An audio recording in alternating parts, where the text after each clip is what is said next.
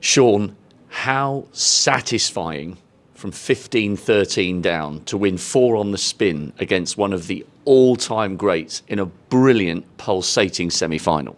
I mean, I was so annoyed to go 2 behind overnight. I came out today saying, right, let's make a good start. You get back level, we're in the game. Got back level and fell 2 behind again. So it was a question of, at the interval, just convincing myself to go back to the well one more time. Keep going back, and keep trying. And I didn't expect to win all 4 after the resumption. No way at all. And it had the sense I felt of a decider all the way through the match, which I certainly didn't want at all. But no, I think you can see I'm relieved. I'm over the moon to get through.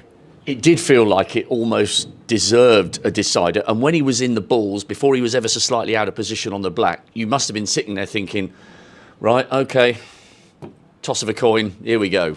Yeah, I was definitely preparing myself when he was in the balls for a deciding frame. I think if the black had gone in, the reds were sitting pretty. I think that would have been elementary for him. But that black was just difficult enough at that stage on a day like today to be missed. And then when I came to the table, I was like, right, everything goes into every shot here. Of course, I still missed the last red with the rest.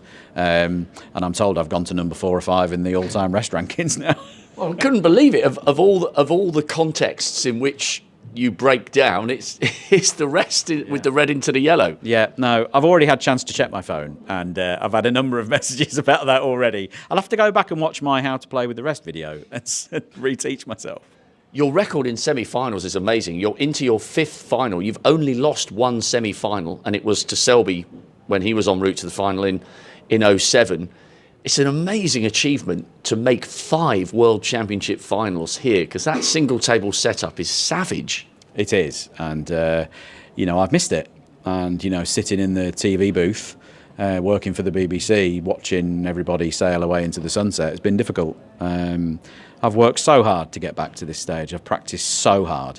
I've done nothing but play snooker in the hunt for that rhythm and timing and that commitment under pressure.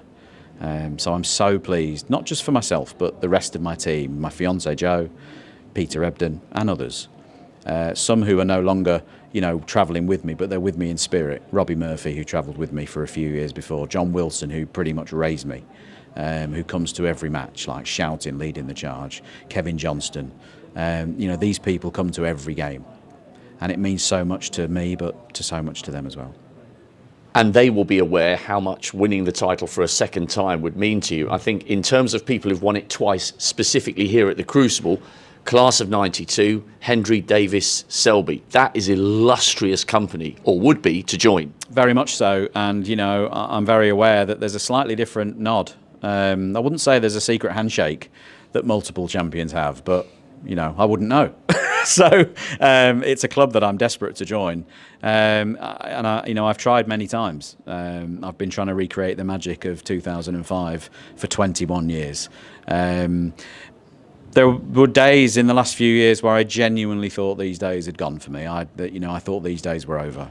Winning the Masters renewed that spark of belief. I've won other events. I've played really well through this season particularly. So to be standing here, going toe-to-toe in the final for a chance to take that beautiful trophy home, I'm going to give it absolutely everything. Would it be the single greatest achievement of your career? Without question. There's no point me pretending that it isn't going to be the biggest day of my life. There's no point pretending that, trying to kid myself. There'll be no kidology.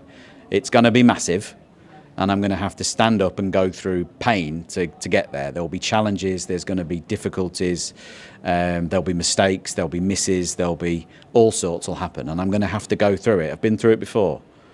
But I know what's waiting at the end, and I'm going to try my best.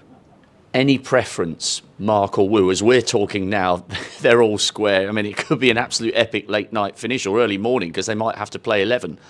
Any preference at all? Absolutely not. I mean, I think if I wasn't in it, I'd be cheering for Mark just because we're mates away from snooker. I know how much it would mean to him, and I know that he's trying to join the Triple Crown club himself. Wu Yiza will be world champion one day. There's absolutely no question of that, in my opinion. I tipped him earlier in the season where I beat him in an event in China.